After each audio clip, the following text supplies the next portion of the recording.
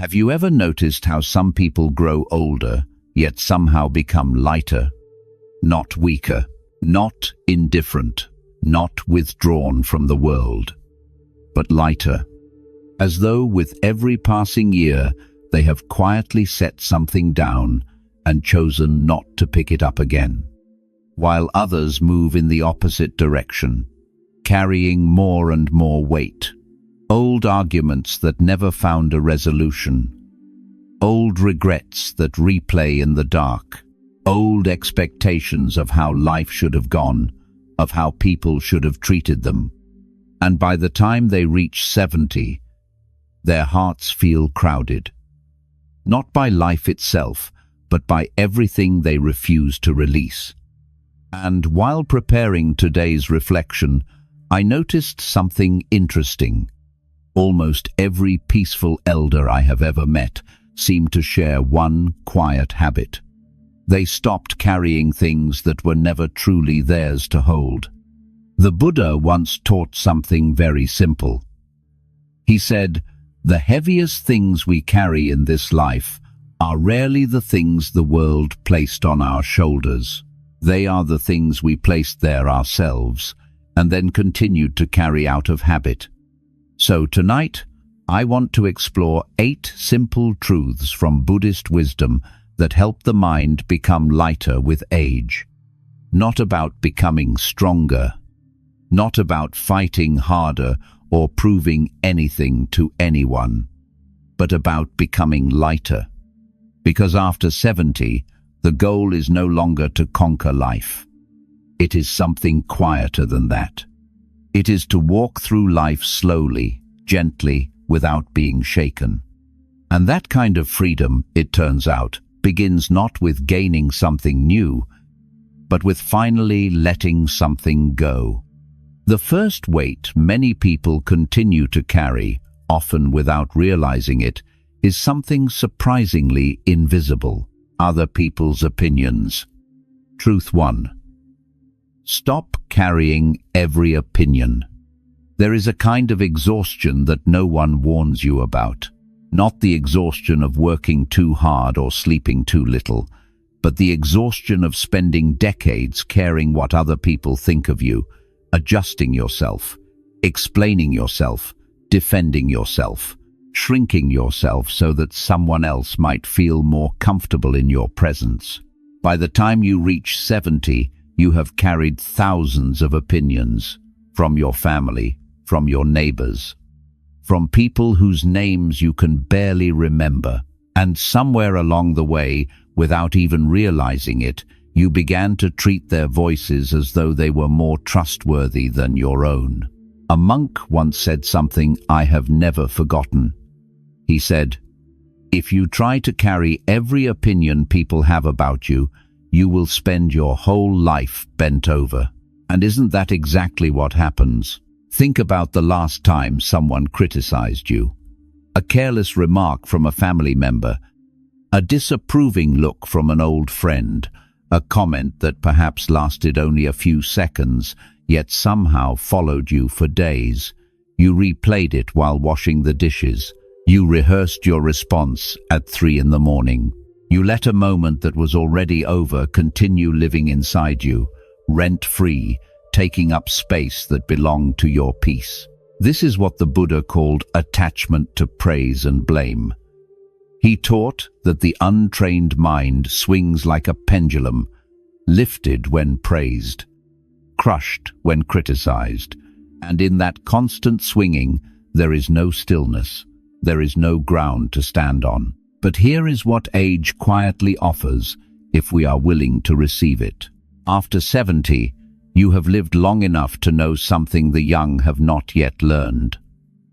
You have been praised for things that did not deserve praise, and you have been criticized for things that did not deserve criticism. You have watched people form strong opinions about you based on incomplete information, on their own fears, on their own unhealed wounds. And you have seen how quickly those same opinions change when circumstances change, which means that an opinion, no matter how confidently delivered, is rarely the truth about you. It is only ever the truth about the person who holds it. This is not bitterness. This is clarity. The Buddhist teaching on non-attachment to praise and blame is not asking you to become cold. It is not asking you to stop caring about others or to live without connection. It is asking something far more precise. It is asking you to know the difference between a voice that belongs inside your heart and a voice that was never yours to carry in the first place. Consider the tree in late autumn. Wind moves through its branches. The branches sway, but the roots do not shift. The tree does not chase the wind asking, "Was that wind good or bad? Did it approve of me?" The tree simply stands, and when the wind passes, the tree is still there. That is what inner freedom looks like after 70. Not rigidity, not walls, but roots deep enough that the passing winds of opinion no longer determine whether you stand or fall. You have spent enough years adjusting your posture to fit other people's comfort. You have explained yourself enough, apologized enough, made yourself smaller enough. What would it feel like, just for today, to let an opinion pass without chasing it? To hear a criticism and simply say, quietly, inside yourself, "That belongs to you, not to me." So, let me ask you this, gently. When someone disagrees with you, when someone judges the way you have lived or the choices you have made, does your heart tighten immediately? Do you feel the old urge to defend, to explain, to earn back their approval? Or, just maybe, can you let it pass the way wind passes through trees? Present for a moment, and then gone. Because here is the truth that only age can teach you. The people who seem most at peace in their later years are rarely the ones who finally convince the world to approve of them. They are the ones who stopped needing it to. That is not giving up. That is arriving. Truth 2. Let go of the need to control the future. Let me ask you something personal. How many hours have you spent worrying about your children, not when they were small and genuinely needed your protection, but now, after they have grown, after they have built their own lives, made their own choices, found their own paths? How many quiet evenings have you sat with a cup of tea that went cold because your mind was somewhere else, running through scenarios, imagining problems, rehearsing conversations that have not happened yet and may never happen at all? And if you are honest with yourself, did all that worrying change anything? This is one of the most human things there is, the desire to hold the future in place, to keep the people you love safe from harm, to make sure things turn out the way they should. It comes from a good place. It comes from love, from care, from a lifetime of responsibility.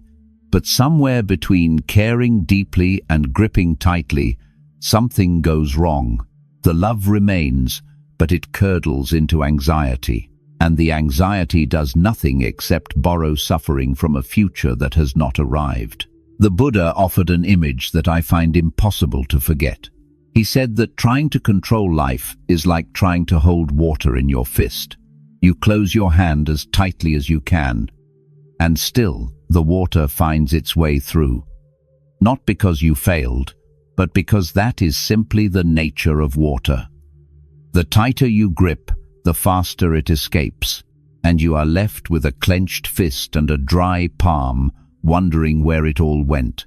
This is what happens when we fight the truth of impermanence.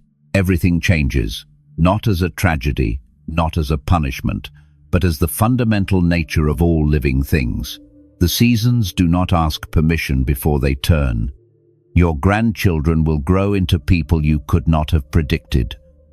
The future your children will live is one you cannot design from where you sit today. And the sooner you allow that truth to settle into your bones, not as defeat but as relief, the sooner something in you finally exhales. After 70, there is a particular kind of worry that visits quietly. It is not always about dramatic things. Sometimes it is smaller. Will my family be all right when I am no longer here to hold things together? Have I done enough? Did I prepare them well? These are not foolish questions. They are the questions of someone who loves deeply, but they are also questions that no amount of mental rehearsal can answer, because the answers live in a future that belongs to them, not to you. Here is what I have come to believe. Concern is love with its eyes open. Control is fear with its hands clenched. And the difference between the two, though it may feel subtle, changes everything about how you spend your days. You can care for your children without carrying their future. You can hope for the best for the people you love without treating every uncertainty as a crisis to be solved. You can hold the door open with a gentle hand rather than gripping the frame so tightly that your knuckles turn white. The Buddha did not teach detachment as coldness.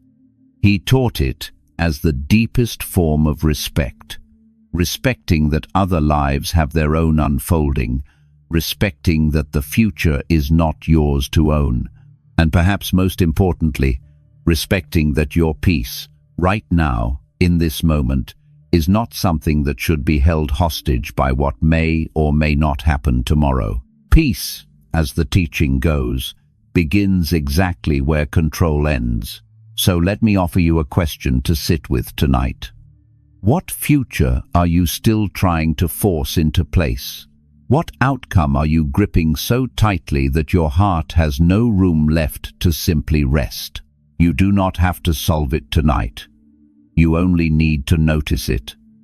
Because noticing, in the Buddhist sense, is already the beginning of release.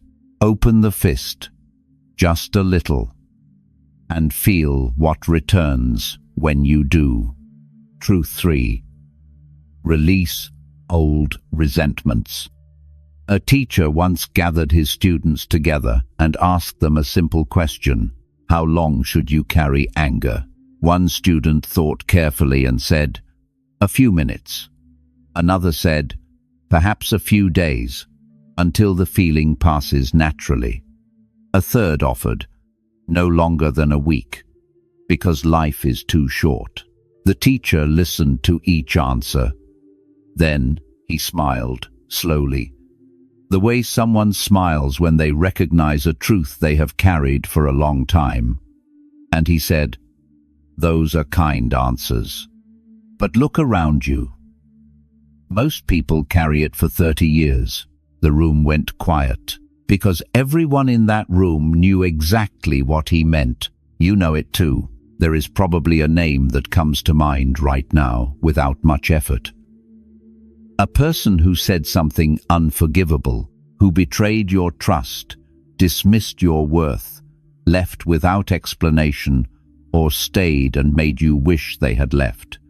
Maybe it was decades ago. Maybe the wound is so old you have stopped calling it a wound and simply accepted it as part of who you are. A tightness that appears at family gatherings, a bitterness that surfaces when certain topics arise, a sentence that still replays in your mind with uncomfortable clarity, word for word, as fresh as the day it was spoken. That is resentment. And it is one of the heaviest things a human heart can carry. Here is what makes resentment so insidious. When it first arrives, it feels entirely justified, and often it is. You were hurt. The pain was real. The wrongdoing was real. Nobody is asking you to pretend otherwise. The Buddha himself never asked his students to deny their suffering or to smile over genuine harm. That is not wisdom. That is suppression dressed up as peace. But there is a difference between acknowledging that you were wronged and choosing to live inside that moment forever. Because resentment does not punish the person who hurt you. It makes its home in you. It sleeps in your chest. It colors the way you see your mornings. It stands quietly between you and your own contentment. And it has been doing so for years, possibly decades, while the person who caused the original wound has long since moved on with their life. The Buddha described hatred as a coal you pick up with the intention of throwing at someone else. And every moment you hold it, you are the one being burned. This is not a metaphor.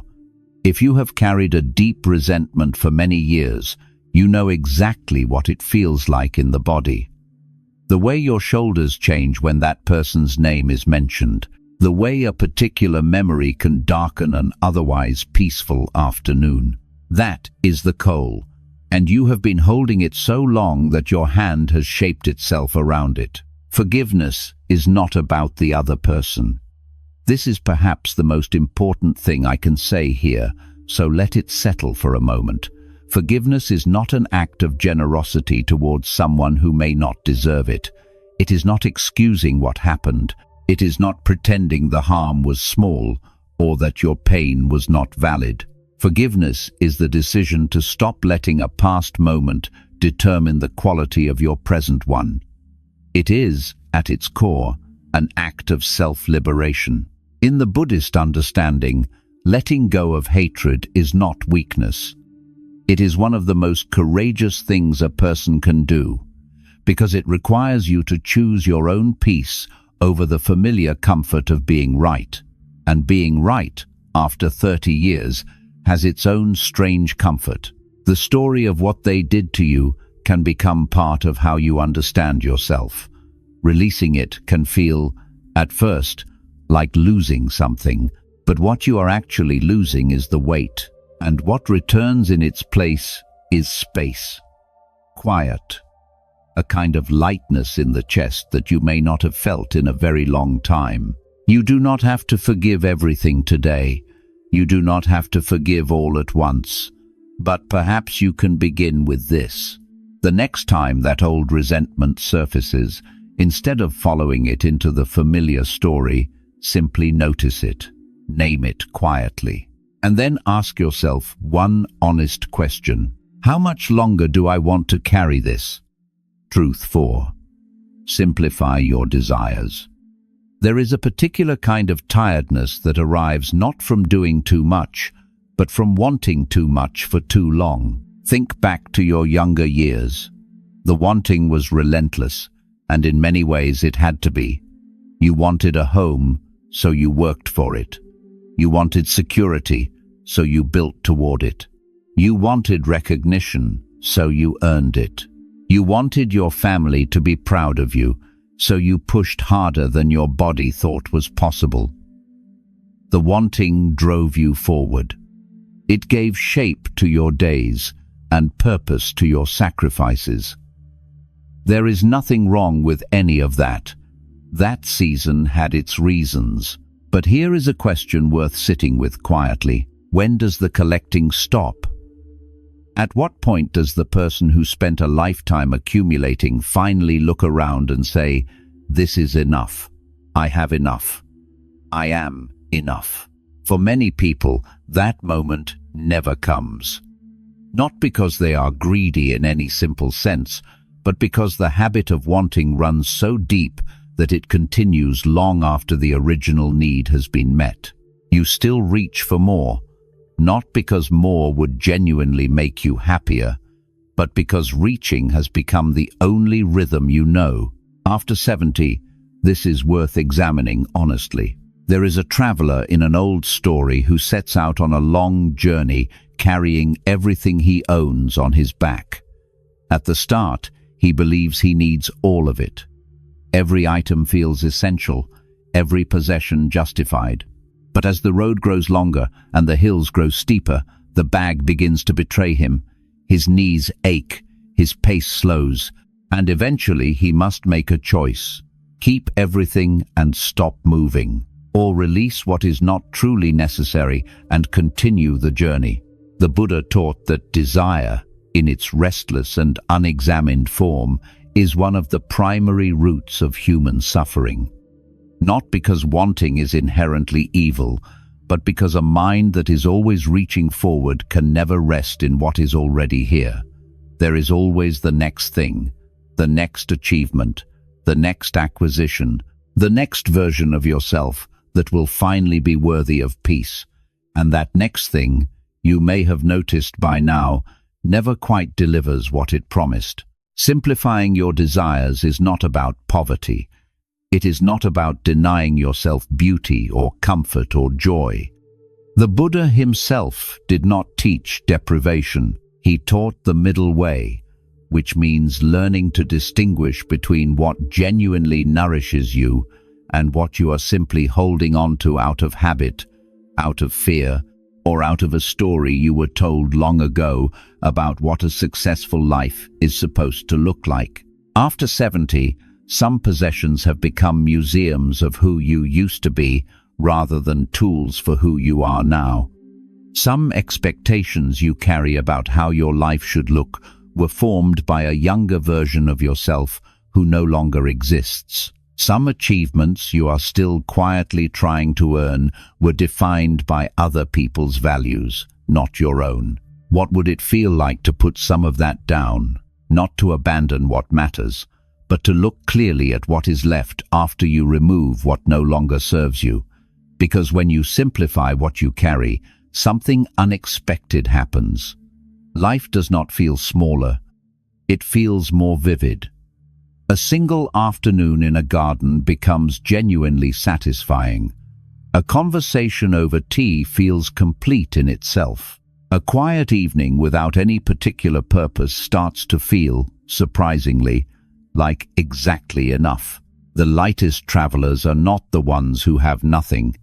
They are the ones who have made peace with what they have, who have stopped measuring their days by how much they accumulated and started measuring them by how fully they were present. One of the most radical things a person can do after 70 is look at their life and say, without resignation, without defeat, but with genuine clarity, I do not need more than this. What I have is sufficient. What I am is sufficient. That sentence, small as it sounds, is a form of freedom most people spend their entire lives searching for and never find, because they were always looking in the direction of more, when the freedom was already here, quietly waiting in the space between one wanting and the next. Truth 5. Stop fighting what is ending. There is a grief that nobody prepares you for. Not the grief of losing someone you love, though that too arrives in its own time, but the quieter grief of watching parts of your own life slowly change their shape. The body that once moved without thought now asks to be negotiated with. The role you played for decades, provider, protector, the one everyone turned to, begins to shift in ways you did not choose and did not invite. Relationships that once felt permanent reveal themselves to be as changeable as everything else. Children become strangers to your daily life. Friends disappear one by one into distance or illness, or simply into the natural drift of time. And somewhere inside all of that, there is a version of you that is still fighting it, still insisting that the body should perform the way it did at 50, still holding tightly to an identity that the passing of years has quietly outgrown, still bracing against every ending as though resistance itself could slow the tide. I understand that impulse completely. When something has defined you for a long time, letting it end feels like losing yourself. If you were the strong one, the capable one, the one who never needed help, then accepting a body that now needs rest, that now needs assistance, can feel like a kind of defeat. Not just physical, personal, as though the ending of one version of yourself is a judgment on your worth. But here is what the Buddha saw clearly, and what age, if we let it, teaches us to see clearly too. Impermanence is not punishment. It is not a sign that something went wrong. It is the most fundamental truth of all living things, and the suffering we experience around it comes not from the endings themselves, but from our refusal to allow them. Consider the season of autumn. The leaves do not fight their falling. There is no resistance in that slow release of color, no protest in the way they drift to the ground. And yet autumn is considered by many to be the most beautiful season of all, not despite the ending, but because of it. Because something in the letting go produces a quality of light, a depth of color, a stillness in the air that no other season can offer. You are in that season now. The roles that are changing were never the whole of you, even when they felt like it. The body that is slowing was never your identity, even when you treated it as though it were. What is ending is not you. It is a particular shape that you wore for a particular time, and underneath that shape, if you are willing to look, there is something that has not aged at all. A quality of awareness, a capacity for stillness, a depth of presence that only arrives after you have lived through enough to stop being surprised by difficulty. The Buddhist teaching on impermanence asks something that sounds simple, but is in practice one of the most demanding things a human being can do.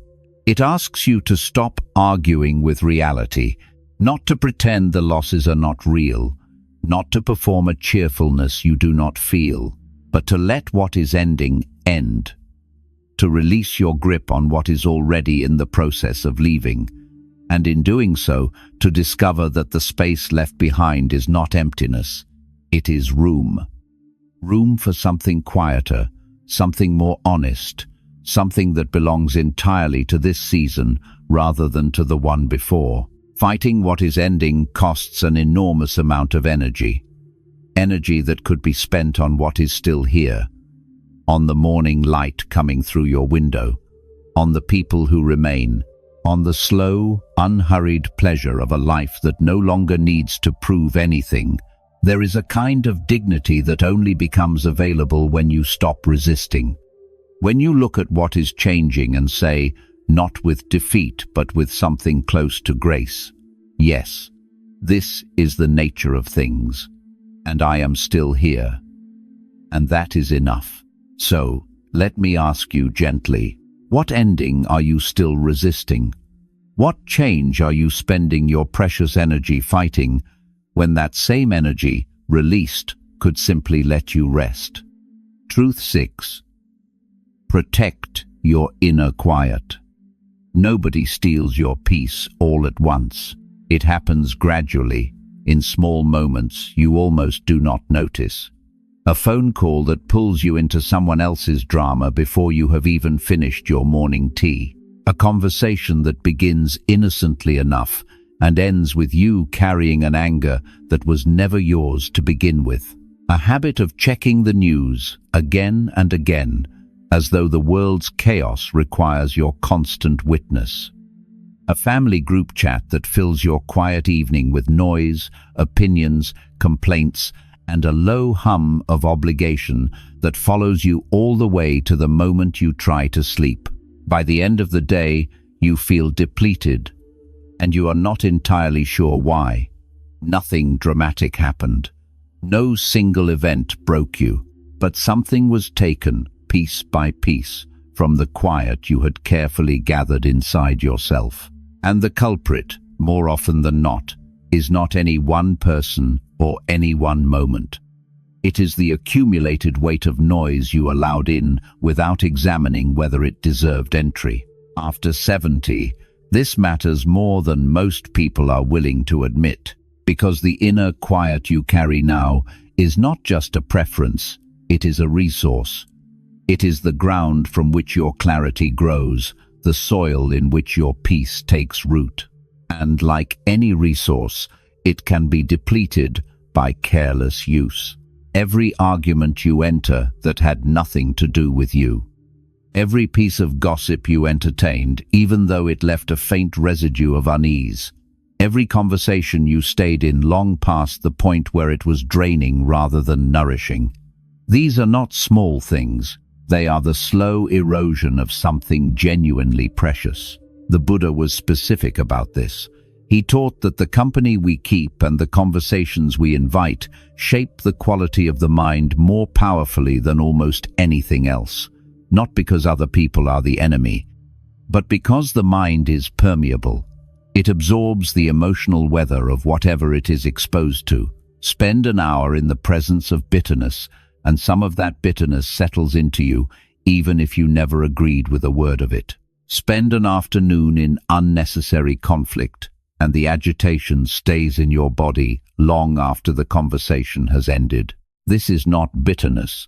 This is clarity. Protecting your inner quiet does not mean building walls. It does not mean withdrawing from life or refusing connection. It means learning, perhaps for the first time without guilt, to be selective, to recognize that not every conversation requires your participation, not every argument requires your correction, not every piece of news requires your emotional response. Not every person who arrives carrying chaos is entitled to deposit it in your living room and leave. You are allowed to say, quietly and without drama, "This does not belong in my space today." There is a teaching I return to often. The Buddha compared the mind to the surface of a still lake. When left undisturbed, the lake reflects everything around it with perfect clarity. The sky, the trees, the light. But when someone throws stones into it, even small stones, the surface breaks. The reflections distort. And until the water stills again, you cannot see clearly. Your inner quiet is that lake. And every piece of unnecessary noise is a stone. After 70, you have earned the right to guard that surface, not with aggression, not with coldness, but with the calm, unhurried certainty of someone who knows what their peace is worth. Someone who has lived long enough to understand that a quiet hour spent in genuine stillness is worth more than an entire afternoon spent in the middle of other people's storms. This requires a small but consistent practice. Before you enter a conversation, ask yourself honestly whether this exchange is likely to leave you lighter or heavier. Before you engage with something that provokes you, pause long enough to ask whether your engagement will genuinely help anything, or whether it will simply cost you something you cannot easily replenish. Peace grows where noise is not invited, and the beautiful thing is this: you do not have to fight for that quiet. You simply have to stop opening the door to everything that threatens it. Truth 7. Stop trying to be everything for everyone. Let me paint a picture that may feel familiar. You have spent the better part of your life being the one people turn to. The parent who held everything together when the household threatened to fall apart. The grandparent who never said no, who was always available, always present, always willing to rearrange their own needs to accommodate someone else's. The friend who listened for hours. The person in the family who quietly absorbed the tension so that everyone else could breathe a little easier. And somewhere along the way, that role became your identity. Being needed felt like being loved. Being useful felt like being worthy. And the idea of stepping back, even slightly, felt not like rest but like abandonment. Like you were somehow failing the people who had come to rely on you. So you kept giving. Past the point of fullness. Past the point of exhaustion. Into a place where the giving no longer came from genuine love, but from a quiet fear. The fear that if you stopped being everything for everyone, you might discover that you were nothing to anyone. This is one of the most common and least spoken forms of suffering among people in their later years, and it deserves to be named honestly. The Buddha taught the middle way, not as a philosophical abstraction, but as a lived practice. A path that avoids two equal and opposite mistakes. On one side, the extreme of total self-abandonment, giving until there is nothing left, mistaking depletion for devotion. On the other side, the extreme of total self-enclosure, caring for no one, closing the heart entirely. The middle way asks something more nuanced and more demanding than either extreme. It asks you to care deeply without losing yourself in the caring. Think of a candle. When one candle lights another, it does not diminish. The flame passes on without the original being extinguished. But if you hold that candle upside down, if you give with no regard for what remains, the wax melts too quickly, the flame drowns in its own excess, and soon there is no light left for anyone. You cannot pour from a vessel that is empty. This is not selfishness. This is the basic arithmetic of care. There is a particular kind of person, and perhaps you recognize yourself here, who finds it genuinely difficult to receive, who deflects compliments, minimizes their own needs, insists they are fine when they are not, and quietly resents the fact that no one seems to notice how much they are carrying. But here is the uncomfortable truth inside that pattern. When you make yourself entirely invisible, when you train the people around you to expect limitless giving with no acknowledgement, you are not being selfless. You are participating in your own erasure, and then feeling hurt that no one can see you. After 70, this pattern deserves a serious and compassionate re-examination, because the people who love you do not actually need you to be everything. They need you to be present. They need you to be honest. They need you to model what it looks like to live with dignity and self-respect, because that is perhaps the most valuable thing you can pass on to the generations watching you. When you say no to something that is genuinely beyond your capacity, you are not letting anyone down.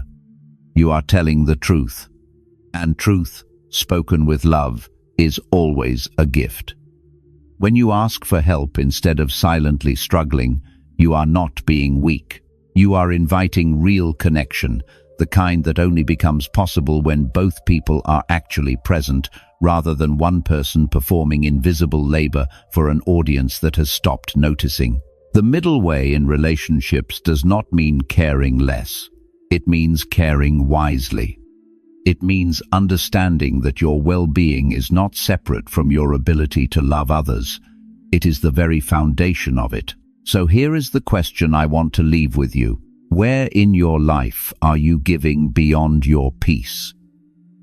Not beyond your comfort, because some discomfort is part of love, but beyond your peace, beyond the place where giving still feels like a choice rather than a sentence.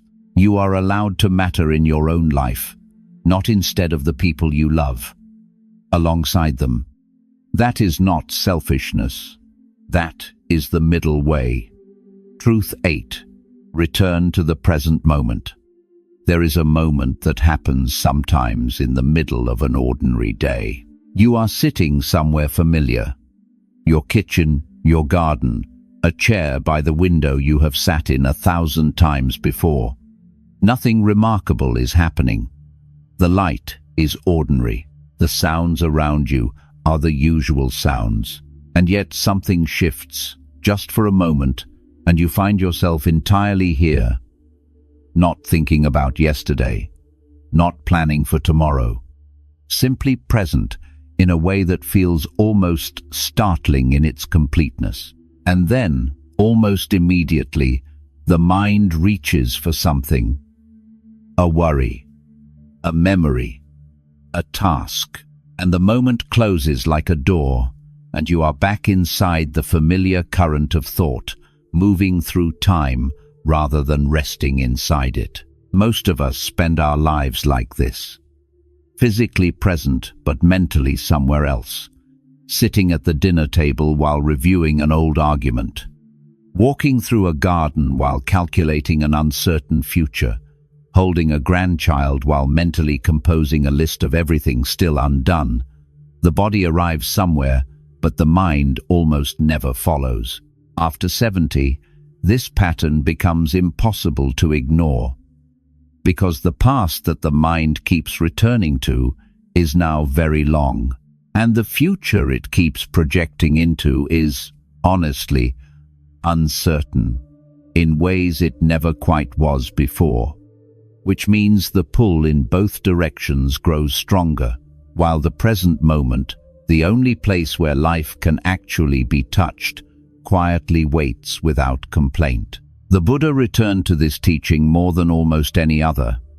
He did not say the present moment is pleasant or that it is always comfortable. He said it is the only place where anything real ever happens. The past is memory. The future is imagination.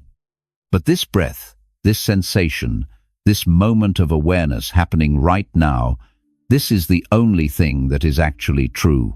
Think about what that means for the way you are living. Every hour spent replaying a conversation from 15 years ago is an hour borrowed from the only life you actually have access to, which is this one, happening now. Every evening spent dreading a future that may never arrive in the form you are imagining is an evening that actually existed, that was actually yours, and that passed without you being present for it. This is not a small thing. This is the central question of how a life is spent. There is a particular freedom that becomes available after 70 that younger people simply cannot access in the same way. The freedom of having lived long enough to know that most of what you worried about never happened the way you feared. That most of the arguments you replayed changed nothing by being replayed. That the moments you remember most tenderly from your life were almost never the grand occasions, but the ordinary ones. A particular afternoon, a specific quality of light, a conversation that went nowhere important but felt inexplicably like everything. Those moments were never going to be captured or controlled or planned for. They arrived because you were present enough to receive them. Returning to the present moment is not a technique reserved for meditation cushions. It is available in every single ordinary minute of your day. The warmth of a cup held between both hands, the sound of rain on a window you have looked through for years, the particular way someone you love laughs at something small. These are not consolation prizes for a life that is winding down. They are the life. They were always the life. The Buddha once said to his students, "The present moment is the only place where life can be touched. Not remembered, not anticipated, touched." After 70, the past has become a very long story, and the future holds more uncertainty than certainty. But the present, this quiet, unremarkable present, remains. It always remains. Patient and unhurried, asking nothing from you except your attention. And here is what I have come to believe, not as philosophy, but as something felt in the body. The person who can sit in an ordinary moment and find it genuinely sufficient has achieved something that no amount of accumulation, no level of accomplishment, no external recognition could ever provide. That is not resignation, that is arrival. And arrival, it turns out, was available all along, right here, in this breath, in this moment, in this life that is still, even now, entirely worth being present for. Closing. You may notice something interesting about the people who seem most at peace in their later years. They are rarely the ones who fought the hardest, who defended themselves most loudly, who held on most tightly to what they believed they deserved. They are, almost without exception, the ones who let go the most, who learned, gradually and sometimes painfully, that the loosening of the grip is not defeat. It is the beginning of something quieter and far more durable than anything they were holding on to. They walk slowly, they speak gently, they do not need the last word, and yet nothing easily disturbs their hearts, because they have discovered something that cannot be taught directly, only lived into. When the mind holds lightly, life can no longer shake it. We have walked together through 8 truths tonight. While preparing this reflection, I found myself thinking about how often we carry things simply because we have carried them for so long. The weight of other people's opinions, The exhausting need to control what cannot be controlled. The old resentments that cost more than they were ever worth. The desires that accumulated past the point of nourishing. The endings we fought instead of allowing. The quiet we forgot to protect. The self we gave away piece by piece. And the present moment, always here, always patient, always waiting for us to return. None of this is easy, but all of it is possible. And perhaps tonight, before you sleep, you might sit for just a moment with one quiet question. When I reflect on these teachings, what strikes me most is how little of our suffering actually comes from life itself. More often, it comes from the things we continue carrying long after their moment has passed. Many people discover this only slowly, sometimes after decades of holding on. And age, if we allow it, gives us the rare opportunity to finally set some of those burdens down. What weight are you finally ready to put down? Not because someone told you to, not out of obligation or performance, but because you have carried it long enough. And somewhere beneath it, there is a lightness that has been waiting for you all along. And perhaps the simple act of noticing that weight is already the beginning of letting it go. Release, soften, return,